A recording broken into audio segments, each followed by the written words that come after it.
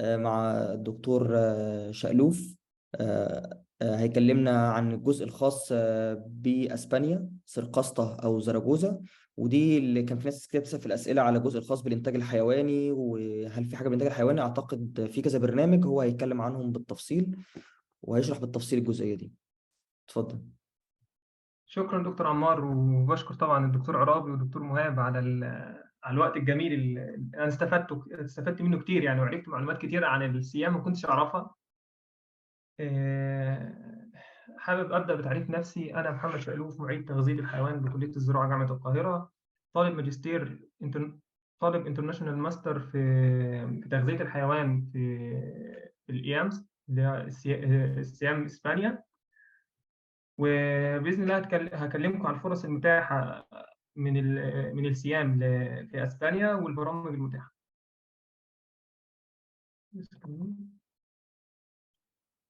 هي بدايه، انا مش هكرر الجزء ازاي انك توصل لصفحه المعهد بنفس الطريقه. هتكتب سيام زراجوزا، هتظهر لك الصفحه الاولى دي. مش عارف ايه ده.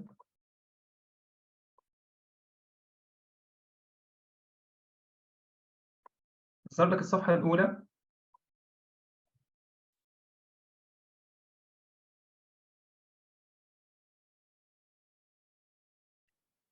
لو انت عندك معلومات تقدر تتعامل بالاسبانيش ماشي، ما تعرفش هتقلبها انجلش. هتدخل على الماسترز المتاحه. هي ما بتقدمش ماسترز بس، هي بتقدم كورسات تانية ودورات تدريبيه تانية، وطبعا غير البروجكتس والمؤتمرات اللي بتتعمل. انا هندخل على الصفحه بتاعت البرامج المتاحه.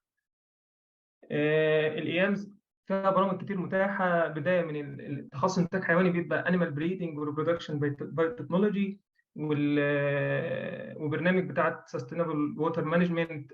ده زي ما هو موجود في بالي موجود في الايامز برضو زراجوزا. وبرنامج جديد لسه فاتح اللي هو المارين الاكواكلتشر. وعندهم الاوليف جروينج اند اويل تكنولوجي، والانيمال نيوتريشن، والبلانت جينيتك جينومكس اند بريدنج، والفيشرز. دلوقتي انتاج حيواني احنا تقريبا عندنا 4 برامج مش برنامجين بس. البرنامج الاول انيمال نيوتريشن، الثاني انيمال بريدنج، الثالث مارين اكواكلتشر، والرابع اللي هو الفيشرز. اسبانيا تعتبر مختلفه شويه. لو انت باصص مثلا على طبيعه المنحه او التقديم وكده، انا حابب ابدا الاول مين هم الدول المشتركه في الاتفاقيه، عشان لو في حد معانا من سوريا او من اي بلد تانية. لان احنا بالنسبه للبرنامج بتاعي اي حد خارج الاتفاقيه بيدفع، او انت او انت بتقول لهم انا داخل الاتفاقيه بس مستعد ادفع. فبالتالي بيبقى ليك رانك لوحدك، بيبقى انت بنسبه كبيره جاي يعني. الدول المشتركه، مثلا ادخل على اي برنامج، مثلا ادخل على السكولرشيب. الدول المشتركه في الاتفاقيه دي هي البانيا والجزائر ومصر وفرنسا واليونان وايطاليا ولبنان ومالطا والمغرب والبرتغال واسبانيا وتونس وتركيا. طيب هل اي حد يقدر يقدم؟ اي حد يقدر يقدم. طب هم بيختاروا بناء على ايه؟ هم زي ما زمايلنا الدكاتره مشكورين قالوا، هم بيعملوا لك رانك حسب السي في بتاعك، وحسب الاكسبيرينس بتاعتك، وحسب الموتيفيشن ليتر بتاعك. بيدوك رانك. لو الرانك ده هم عاوزين 25، انت طلعت من اول ضمن 25، بيعملوا لكم انترفيو ويبقى فيه ويتنج ليست. طب لو في اتنين اشتركوا في نفس الرانك، ياخدوا مين؟ ياخدوا اللي هو دولته اقل في مستوى المعيشه او في مستوى الدخل حسب البنك الدولي. مثلا ده كان رانك قديم تقريبا. دلوقتي لبنان نزلت تحت شويه. ده البانيا، الجزائر، مصر. فبالتالي مصر لها نسبه كبيره انك لو انت مجرد بس انك تجيب سكور كويس، وتكتب موتيفيشنال ليتر كويس، وتكتب وتجهز ورقك كويس وتقدمه، يبقى النسبه كبيره انك تقبل يعني. طيب ايه هي المميزات؟ بتاعه الماستر ده؟ الماستر ده بيغطي تكاليف التسجيل في الجامعه اللي انت هتقدم فيها، وتكاليف الدراسه، وبيديك 700 يورو انت حر تسكن بيهم، تاكل بيهم، تعمل اللي انت عاوزه. اسبانيا لها ميزه جميله قوي، انها من اجمل الدول من حيث مستوى المعيشه. يعني المعيشه فيها رخيصه قوي، الدوله امان جدا، مفيش راسيزم، مفيش عنصريه، تقدر لو بنت عادي تلبسي الحجاب زي ما انت عاوزه تلبس، انت حر عاوز تعمل ايه، في مساجد كتير جدا، تقدر تعمل كل حاجه بحريه. 700 يورو دول كافيين انك تاكل وتتفسح وتحوش وتعمل اللي انت عاوزه. يعني انت بحد اقصى انت لو صرفت 500 يورو في الشهر انت انت مبذر. الميزه الثانيه انها بتديك برنامج مشترك مع معهد بحثي او جامعه. مثلا الانيمال بريدنج بيديك، بيقول لك انك بتدرس في جامعه فالنسيا، بوليتيك فالنسيا، وجامعه برشلونه والايامز، وكمان معهدين لهم علاقه بالوراثه ولهم علاقه انا مش عارف اسمهم ايه، مش عارف الاختصار ده. وفي بعض البرامج بتدرس في الايامز بس في المعهد نفسه بس معظم البرامج بتدرس في مكانين مختلفين. فمثلا الادمنستريشن اللي انا فيه، انا بدرس في تابع لجامعه ساركاستا كليه الطب البيطري، وتابع للايامز، وطبعا اللي هي الفيدنا اللي هي من اعلى مؤسسات المهتمه بتغذيه الحيوان في العالم. طب ايه تاني ميزه تانيه؟ الميزه الثالثه بقى ان هو بيوفر لك تنوع ثقافي رهيب، لان بيدرس لك من 8 ل 10 دول تقريبا. اساتذه بيقول لك من 8 ل 10 دول بيجوا بيدرسوا لك في بثلاث لغات. اللغه الاولى اللي هي الانجليزيه والاسبانيه، عذرا الاسبانيه هي الاساس، والانجليزيه والفرنسيه. طب هل انا مطالب بده كله؟ لا، انت مطالب بس انك تكون الانجليش بتاعك كويس قوي، اللي هم عندهم فريق ترجمه، انت يا دوبك بتحط السماعات وخلاص هو بيترجم لك باللغه الانجليزيه او الاسبانيه. يعني لو في دكتور جاي لك بيتكلم بالانجليزيه او بيتكلم بالفرنسيه، هو بيبقى فيه فريق الترجمه الفوريه، هو بيترجمه لا اما الانجليزي لا اما الاسباني. كنت حابب اكلمكم تاني تنوع الثقافات كمان بين الطلبه. يعني الطلبه بتوع حوض البحر الابيض المتوسط هم اللي بيجي لهم منحه، اللي هي المنحه الكامله، لهم حق انهم يحصلوا على المنحه الكامله. انما هتلاقي ناس تانية جايه معاك من لاتين امريكا، الناس التانية جايه معاك من اسيا، زي جايه من باكستان مثلا، هتلاقي ناس جايه من العراق، هتلاقي ناس مثلا جايه ممكن سوريين هتلاقيهم موجودين. فهو مش بتقتصر على ناس معينه، بس بيقول لك اللي ليه حق انه يستفيد بالمنحه دي اللي هي دول حوض البحر الابيض المتوسط المشتركين في الاتفاقيه. طبيعه الدراسه زي كل المعاهد، طبيعه الدراسه زي كل المعاهد اللي هي بتتقسم لسنتين. السنه الاولى عباره عن كورسات وتدريب، وبتنتهي بانديفيدوال بروجكت او اساي زي الدكتور مهاب قال، انك في اخر السنه هي حاجه يعني بتعادل مشروع التخرج للسنه الاولى. لو انت جبت سكور 7، لو انت جبت 7 من 10 اللي هو 70%، ليك حق انك تاخد السنه الثانيه من الثيسز انك تعمل الماجستير كامل. طب لو انا ما جبتش، لو انا جبت اقل من 7 واعلى من 5، اعلى من 50، فانت بتاخد انترناشونال دبلومه. الانترناشونال دبلومه دي تقدر تشتغل بيها، وتقدر تقدر تشتغل بيها في اسبانيا، وتفضل فيها في اسبانيا. الميزه الاخيره للدراسه في اسبانيا ان الحياه هنا بتسمح لك انك تبقى تقعد حتى لو انت مش هتكمل ماستر. يعني انا خلاص خدت السنه الاولى وهقعد، بيطلع لك تصريح عمل، وده انا مش عارف هل متاح في الدول الثانيه ولا لا. انا بيطلع لي تصريح عمل بعد السنه الاولى انك تقدر تمارس المهنه اللي انت مارستها هنا موظف، يعني ما ترجعش. طيب لو انا خدت الماجستير، بتبقى فرصتك كبيره جدا انك تحصل على دكتوراه من اسبانيا، وتلاقي فرص في اسبانيا. البرامج المتاحه زي ما اتكلمنا عليها اللي هي الاوليف جروينج اند اويل تكنولوجي، ده خاصه بالانتاج النباتي والبايوتكنولوجي وعلوم الاغذيه، انيمال نيوتريشن، الطب البيطري والانتاج الحيواني. وفي بعض الكليات هنا في اسبانيا او في بعض الدول اللي هي متعلقه بتكنولوجيا التصنيع، يعني تكنولوجيا التصنيع نفسها، سواء متوجهه لتكنولوجيا التصنيع في الاعلاف او تكنولوجيا التصنيع في الادويه او هكذا. البلانت جيناتيك جينوميك اند بريدنج دي لها علاقه بطلاب البايوتكنولوجي والانتاج النباتي. سستينبل فيشرز اند مانجمنت، سستينبل فيشرز مانجمنت اللي هي الانتاج الحيواني والطب البيطري والبايوتكنولوجي كمان. والمارين اكوكالتشر بنفس الكلام زي الفيشرز. الاجرو فود ماركتنج ده اي حد خريج زراعه يقدر يقدم فيه، مش تخصص بعينه، بس يفضل التخصصات اللي لها حاجه ريليتد للماركتنج يعني. والانيمال بريدنج اند ريبرودكشن بايوتكنولوجي، ده البايوتكنولوجي والطب البيطري والانتاج الحيواني. طريقه التقديم والشروط واحده في كله. اللي انت زي ما زمايلنا قالوا، بس هقول بسرعه، لو في حد داخل في المتاخر، انت محتاجين منك انك شهاده تخرج البكالوريوس، الترانسكريبت ريكوردز اللي هي بيان الدرجات، وموتيفيشن ليتر. الموتيفيشن ليتر ده اللي هو مش عارف او دخل متاخر، هو جواب، او الكفر ليتر هو جواب بيجاوب على 3 اسئله زي ما الدكتور عرابي يعني تفضل وقال: انت مين؟ ايه اللي يخليني اقبلك؟ وليه قدمت على المنحه دي؟ بسيطه خالص. انت ممكن تكتب على جوجل كده how to write stating letter او motivational letter او هكذا، او الشات جي بي تي، ممكن تكتب على الشات جي بي تي how to write motivational letter. والريكومنديشن ليتر من 2 دكاتره الجامعه، ودي من ضمن التريكات هنتكلم عليها كمان شويه، اللي بتوقع ناس كتير. ان هو مفيش خانه في الابلكيشن مكتوب فيها موتيفيشنال ليتر، مفيش خانه مكتوب فيها ريكومنديشن ليتر.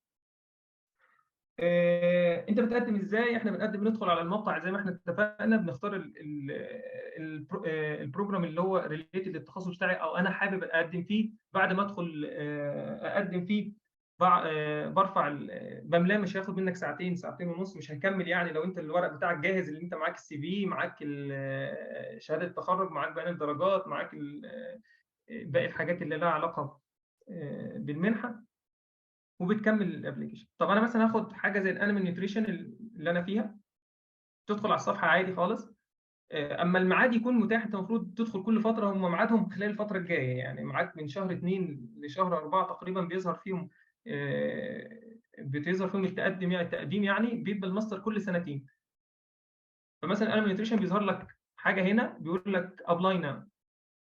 طب ايه، انا عاوز اعرف الماستر ده بيتكلم عن ايه، او انا مش عارف. انا مش عارف هو يعني مناسب للتخصص اللي انا بدور عليه ولا لا. كل تخصص انت هتدخله هتشوف هو بيتكون من ايه. فمثلا دي معلومات عامه عن الماستر، ليه الماستر ده مهم وكده. مثلا اهو البروجرام ده بيتكون من سنتين زي ما اتفقنا. السنه الاولى 60 وحده اوروبيه، والسنه الثانيه 60. السنه الاولى بتبقى كورسات وتدريب ومشروع تخرج، والسنه الثانيه بيبقى هو البروجكت بتاعك او التجربه بتاعتك او الثيسيس بتاعك.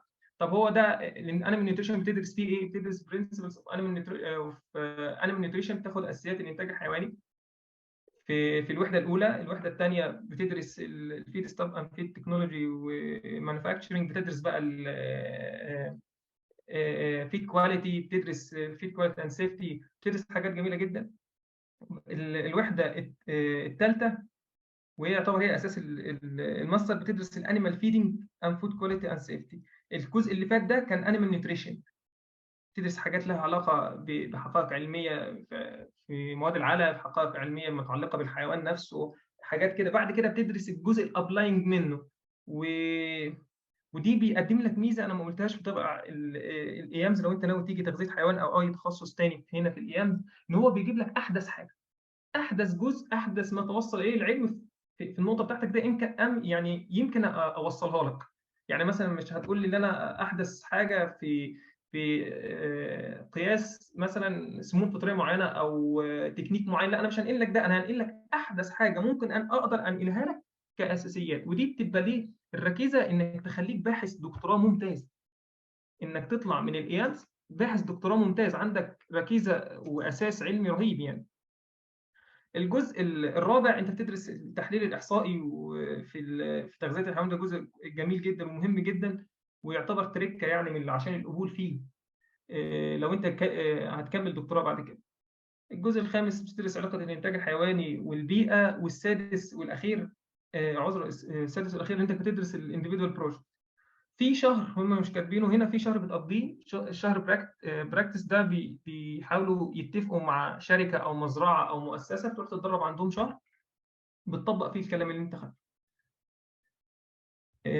لو انا عاوز اعرف مثلا محتويات برنامج تاني، هندخل مثلا عند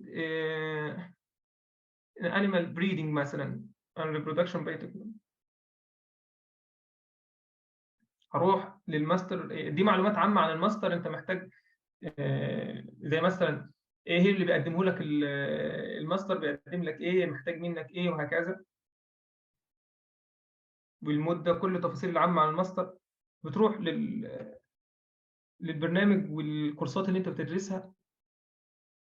بتدرس مثلا لو انت مهتم بمجال الوراثه، مهتم بالبريدنج بروجرامز والحاجات دي، هو بيقدم لك ركيزه رهيبه يعني، وهكذا. طب مين اللي بيقدم في البرنامج ده؟ زي ما اتفقنا، البرنامج ده بيقدم فيه طلاب طلاب الانتاج الحيواني والطب البيطري والبايوتكنولوجي. تخش في البرنامج اللي بعد كده.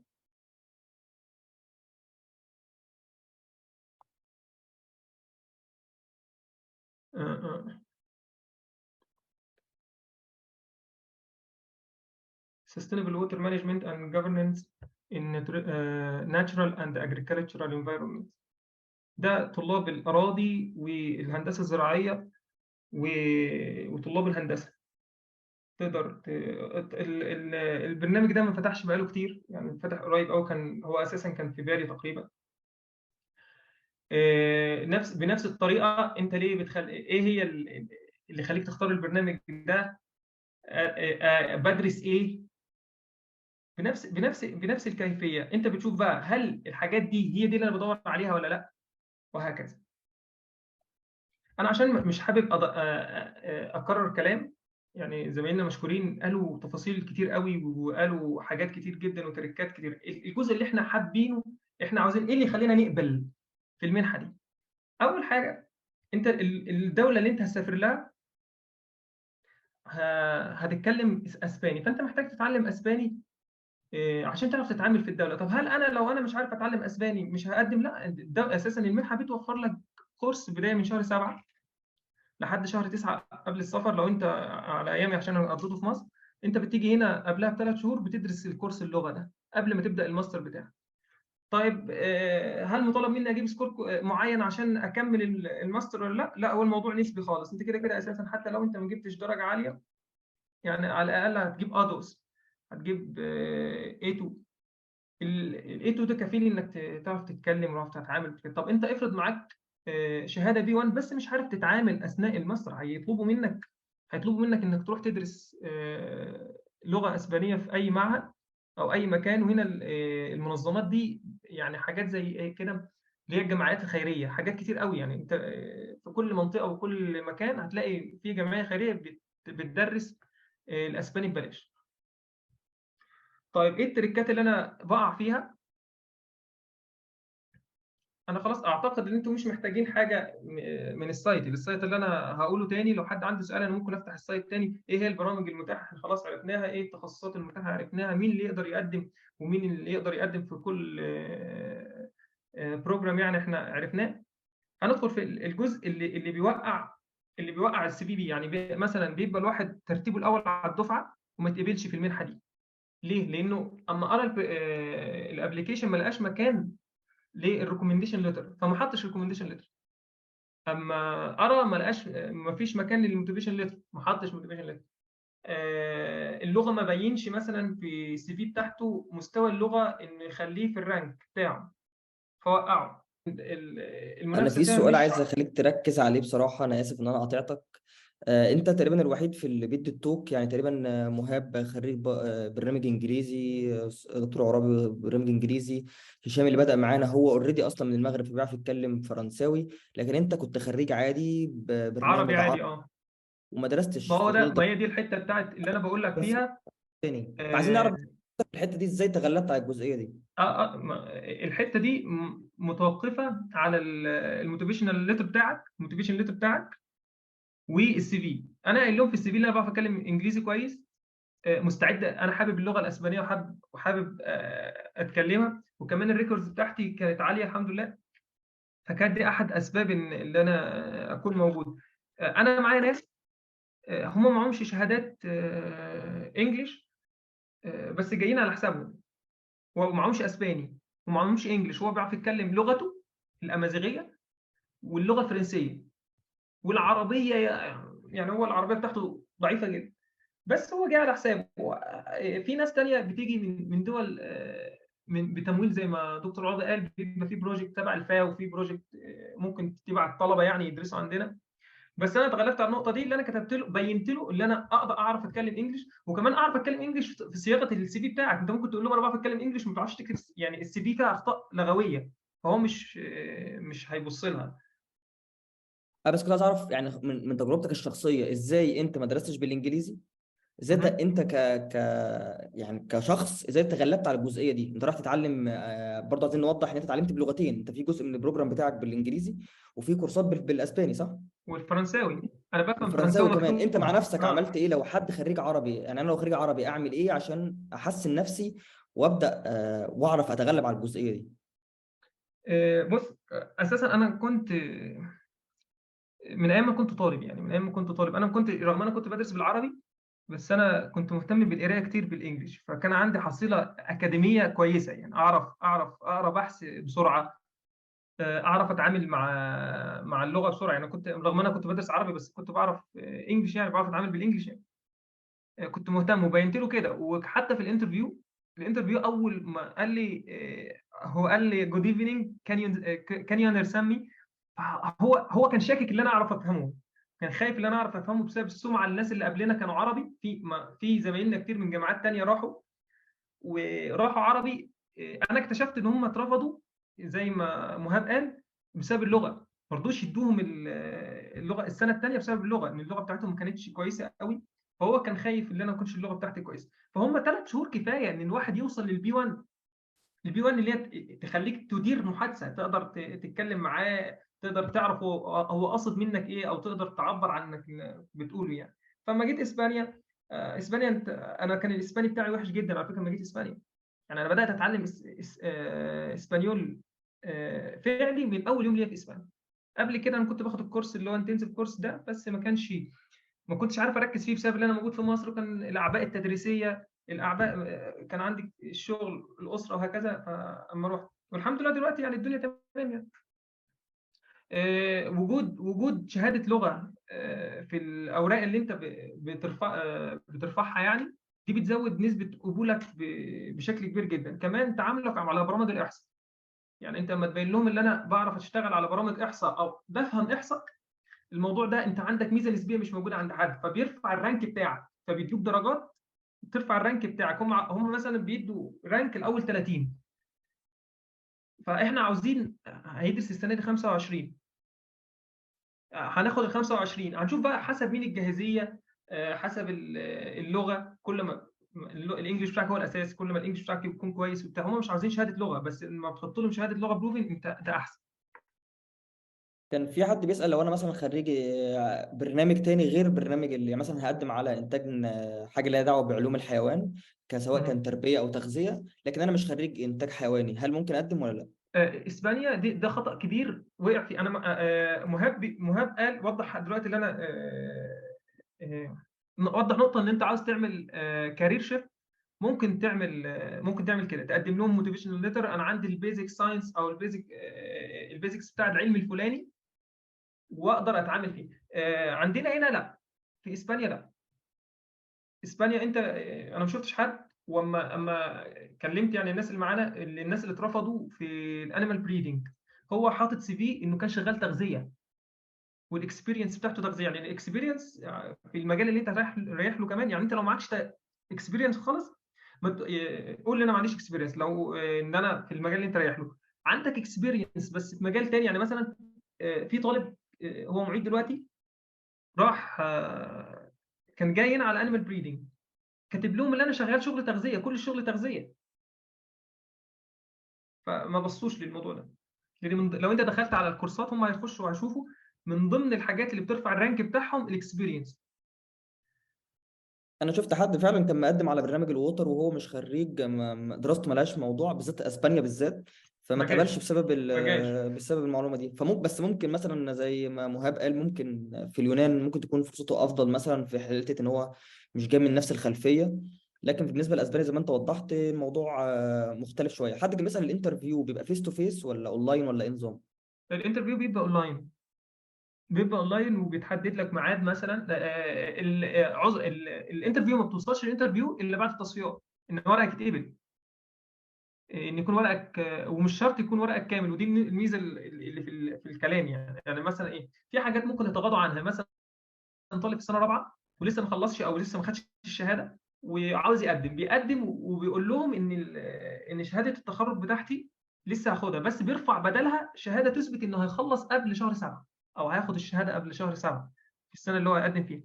وكمان بعض الدول زي لبنان زي تونس والجزائر، الصراع عندهم 5 سنين، فعندهم سنه اسمها الدبلومه او الماستر. فالسنه دي مش بياخدوا شهادتها على طول، مش بياخدوا شهادتها على طول، فبيكتبوا انهم لسه السنه دي هو كويس انك هياخدوا وضحت الشهاده. النقطه دي، احنا فعلا ما حدش فينا اتكلم عنها، ان انت ممكن تقدم وانت في الترم الثاني او انت في سنه رابعه، ممكن بالظبط. تقدم وبتجيب شهاده من الكليه بتفيد ان هو متوقع تخرجه، او افاده بالظبط. متوقع تخرجه السنه دي، وبترفق معاها طبعا البرامج اللي هو الترانسكريبت او بيان الدرجات اللي انت خدته. مم. وممكن بمجرد ما تخلص على طول تخش، يعني ما فيش وقت ما بين البكالوريوس بتاعك والماجستير بتاعك وكده، تبقى انت مم. كسبت وقت طبعا. فدي نقطة فعلا. حاجة بس حابب سؤال تاني، انت البرنامج بتاعك بتاع مثلا انا من نيوتريشن. تغذية انيمال نيوتريشن او تغذية حيوان، انت بتدرس بالفرنسي، بتدرس بالاسباني وبالفرنساوي وبالانجليزي. ايوه تقريبا في بروجرام تانية ممكن تبقى بالانجليزي، يعني مثلا تقريبا اللي بالانجليزي هو بس، ايوه طبعا، ما يعني قلت فكل لك واحد حابب الاساس. يخش يشوف البروجرام بتاعه بيتكلم بأنهي لغة، مظبوط كده؟ مش كلهم واحد قصدي. هم كده كده انت، هم هيدوا لك كورس اسباني عشان تعرف تعيش في البلد، بغض النظر تمام. الكورس بيتعامل بالانجلش ولا بالفرنساوي. مفيش فرنساوي اساسي، بس لو جابوا لك دكتور فرنسي بيجيبوا لك مترجم، تبقى قاعد جاي لك مترجم، جالك انجليزي والانجليزي كمان. الانجليزي عشان بيبقى مشترك معاك في الكورسات ناس اسبان، تمام. الناس الاسبان ممكن ما يكونش ليهم معرفه بالانجلش، فبيجيبوا مترجم. و مثلا في كورسات بالكامل بالانجلش زي الاجرو ماركتنج، اجرو فود ماركتنج. البرنامج ده رهيب، جميل جدا جدا جدا جدا يعني. حاجه كده اعتقد اللي عاوز يعمل كارير شيفت بيروح البرنامج ده هنا، مش محتاج تخصص بعينه. السؤال الأهم عشان برضه نكون واقعيين في نقل الصورة، شايف من وجهة نظرك إيه العيوب اللي أنت واجهتها والصعوبات اللي أنت واجهتها خلال الدراسة دي؟ العيوب كميه الضغط النفسي الرهيب، لان هم بيتعاملوا ايه. انا مش حابب اتكلم في النقطه دي. هم بيتعاملوا معاك ان احنا كلنا خريجين نفس المستوى العلم، نفس اللي هو الليرنينج كواليتي، نفس مستوى التعلم، او نفس جوده العلم اللي موجود، التعلم الموجوده على دول حوض البحر المتوسط، فبيعاملوك زيك زي الاسباني. فدي النقطه كانت مشكله بالنسبه لي، انا طالع لهم حتى الانجليش كانوا احسن مننا في الحته دي. انا جاي من برنامج عربي، فالبرنامج العربي حتى طريقه توزيع المقررات، او طريقه تكوين المينتاليتي عندي، ان هو ازاي الصوره العامه للتخصص عندي كانت مش متناسقه مع التخصص هنا. فاحتجت ان انا اسس نفسي الاول لان انا اتاقلم مع حياته. النقطه الثانيه، البرنامج مضغوط جدا. ال 60 وحده دول يعني مضغوطين جدا جدا جدا. امتحانات بتبقى الامتحانات بتاعتهم جميله قوي وبتاع، هم بيساعدوك بقدر الامكان بشكل رهيب، يعني هم بيساعدوك هم هدفهم انك تنجح، مش بيتحدوك. الادمنستريشن بتاعهم جميل جدا جدا جدا جدا، بيساعدوك انك تخلص ورقك في اسبانيا، بيساعدوك لو في مشكله في البنك بيخلصوها لك، يعني بيوفروا حتى لو مش لاقي شقه، هم بيتصلوا بناس وبيقولوا لك انت عندك ميعاد تكلم فلاني وهكذا. فالعيب الوحيد اللي هو الضغط. الكورس الكورس مضغوط جدا. المميزات ان الدوله جميله قوي، الحياه رخيصه. لو انت بتدرس في كورس زي مثلا الانيمال بريدنج، بتدرس في فالنسيا وبتدرس في برشلونه، بتدرس في منطقتين، حاجه جميله قوي يعني انك تدرس في مكانين. الشهاده اللي انت بتاخدها تبقى شهاده حاصل عليها، بتاخد شهادتين، شهاده مكتوب عليها انك حاصل على على الانيمال نيوتريشن مثلا، في حالتي اللي انا واخده من كليه الطب البيطري جامعه يونيفرسيتات دي تراجوتا، وانت بتاخد الايامز، شهاده من الايامز. دي ميزه كويسه قوي. تمام. ربنا يجزيك خير يا رب. لو في حد عنده سؤال تاني في الجزء الخاص بأسبانيا